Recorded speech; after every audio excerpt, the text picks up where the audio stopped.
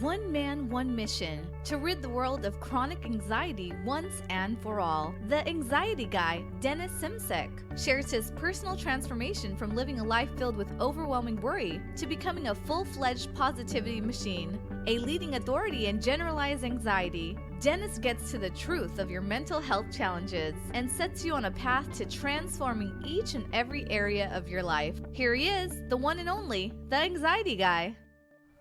Hi guys, and welcome to episode number 38 of the Anxiety Guy podcast. I'm Dennis Simsek. Thanks so much again for being a part of this podcast. Now, today we're talking a little bit about the law of attraction, but before we do, I'd love if you headed over to Facebook and like the Anxiety Guy page. As well, head over to anxietyexit.com where you will find the number one CBT-based program for health anxiety sufferers.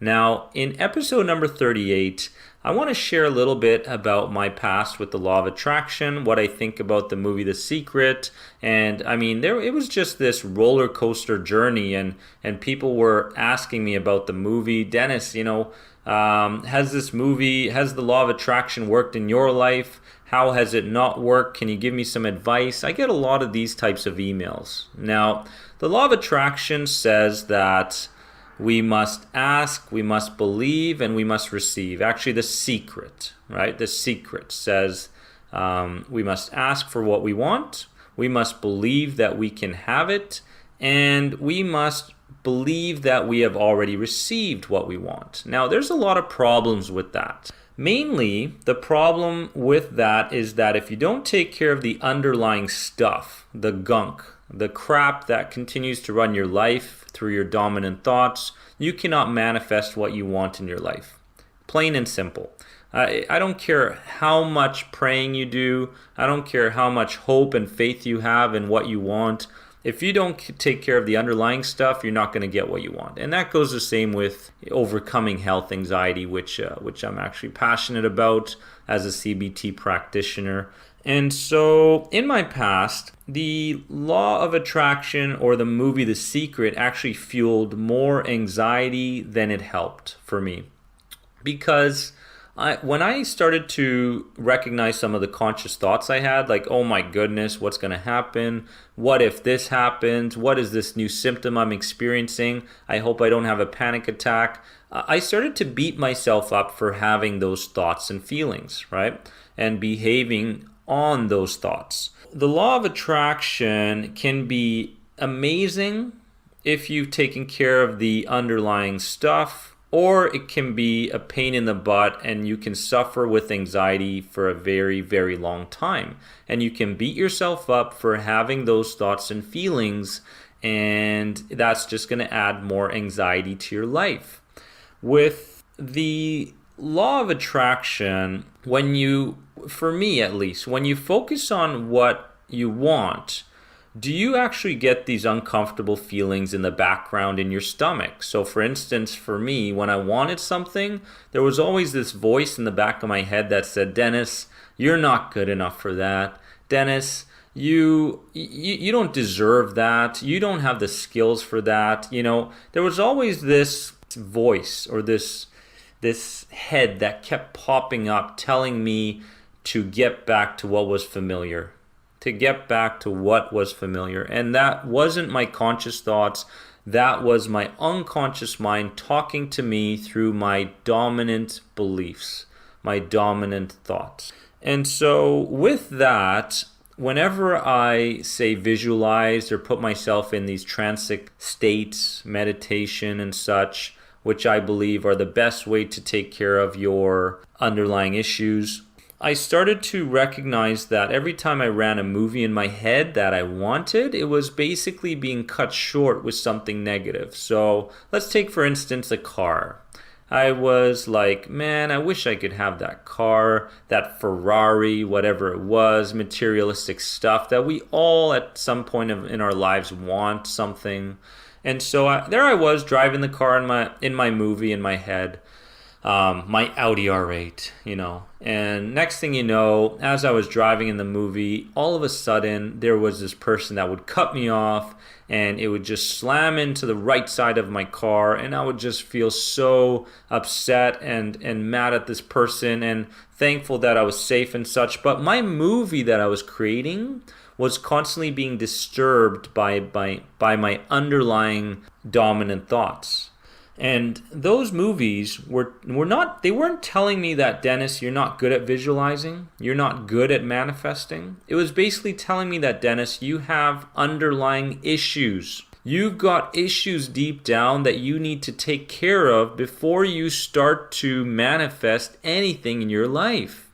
What I did was I started to have a couple representations. One of the representations I had was a jetpack. My jetpack was the conscious thoughts, my conscious thoughts.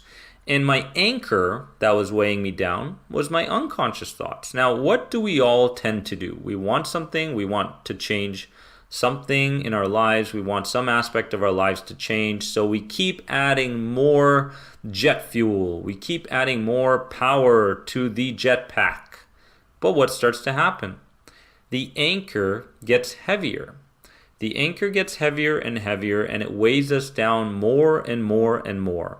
So you can want something in your life, but as long as you don't cut off the anchor, you will always be struggling. And I realized this very quickly. And the sooner you take responsibility for your life, the sooner you take responsibility for your dominant thoughts, your behaviors, your experiences, the sooner you will start to manifest what you want in your life, and the sooner the law of attraction will start to work in your life. With that, what I started to realize that the fear we have will always continue to haunt us, and it will always hold us back until we start to deal with it. And until we deal with it, let's not be surprised with the results that we get in our life. This podcast, like I've said before, guys, isn't about sugarcoating. It's not about, saying things to make you feel better. It's about getting to the underlying issues to create the change you want in your life. And until we dig deep, change doesn't happen.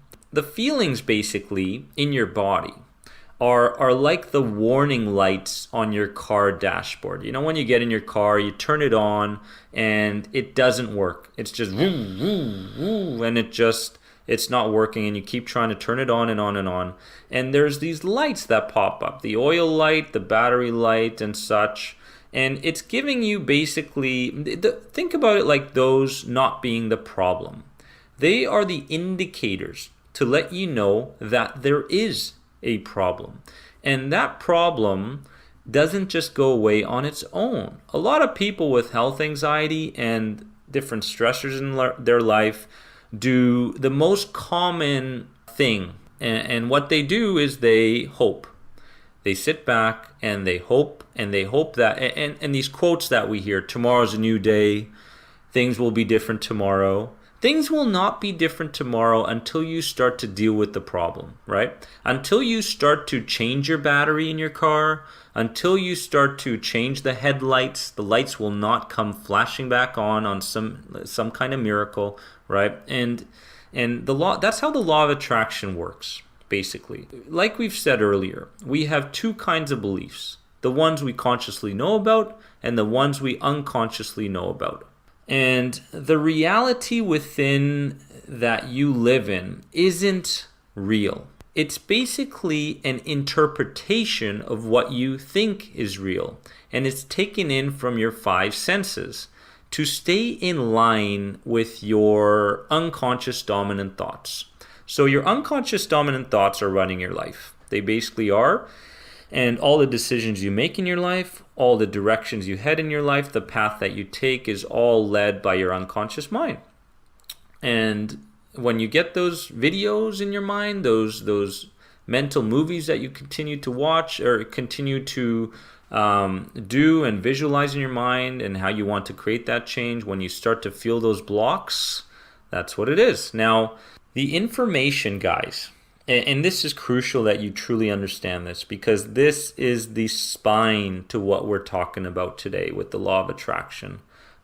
Information basically comes in, and into your system. And part of our brain creates this visual representation, this visual and auditory representation of what is coming in. Okay, so your brain puts it all together into a very cool movie, all before you become conscious of it. So before you become conscious of something, your brain has already worked. It has done three things. It has, through the filters, it has distorted, it has deleted, and it has generalized the information around what your unconscious core beliefs are. So if you feel like you're a generalizer and you generalize that all French people are rude, your mind has already set that into place through the experiences that you've had. A lot of people deal with distortion, distorting some of the information that they get, right? And we tend to recognize a symptom as being life-threatening. So your mind basically distorts, deletes, and generalizes information to conform with your own values, your history, and your beliefs. And the way you change your frequency, in the law of attraction, in the movie The Secret, they talk about frequency, they talk about vibration a lot, and there's so much truth to all of it. The way you change your frequency is to manifest what you want, is to change your values, change your beliefs, and to reframe your history, right? So I believe it was Richard Bandler, and I said this quote, I believe, in a podcast before, that it's never too late to have a wonderful childhood. And what does that mean?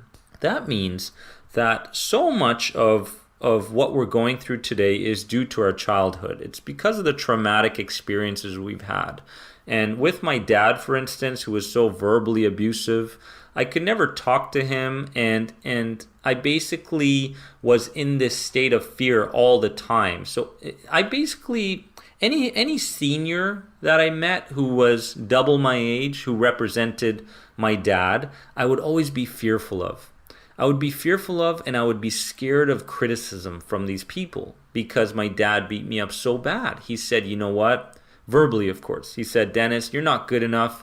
You need to work harder. You need to do this. You need to do that. And I believe now the positive intent behind what he was trying to tell me. Now I can actually reframe those experiences a little bit. And I can go, you know what? My dad was verbally abusive because he was working with the resources he had at that time. He was doing the best he could with what he had, the knowledge he had, the thoughts that were running his patterns, his programming, and he was doing the best that he could at the time. So I was able to reframe my experiences with my dad, and I urge you to begin to reframe the experiences that you have in your life. It's never too late to have a wonderful childhood. And what we can do is we can start to restructure our patterns of thought by going, you know what? That teacher I had a long time ago, she was so mean to me, and she kept giving me bad advice. She kept keeping me in this hole of fear, this cycle of fear. And now, as I look back, I can see that teacher only wanted the best for me. Deep down, that person was working with the resources that they had at the time. They didn't know any better. They didn't know any better than what they were telling me at the time. So, guys, I truly would love if you could just take a look at some of the results in your life. Stop trying to manifest things into your life until you start to recognize what are the things that are holding me back. And it really takes a deep talk with yourself. It takes a deep level of understanding and a deep level of acceptance. When you start to accept that things were the way they were because people were doing the best they could with what they had, then you start to reframe your experiences. When you start to reframe your past experiences, what starts to happen is your current thought beliefs change. Your behaviors change. you start to manifest things into your life that you didn't have before. So the results you're getting, guys, stop trying to add more fuel to the jetpack. Stop trying to add more horsepower to the jetpack and see what anchors are weighing you down. And when you start to do this, it's powerful. It truly is, and it starts to create this incredible momentum in your life. You start to view the world differently, and you start to change things for the positive in your life, guys. So that's the law of attraction from my mind. I hope I've answered some great questions that I get on a daily basis at anxietyexit.com. If you have any more questions, guys, I'd love to hear about them. If you're enjoying this podcast, make sure to rate and review it positively. I'll see you guys in the next episode. Have a wonderful day, and make sure that you truly deep down understand that you are more than anxiety. Bye, guys.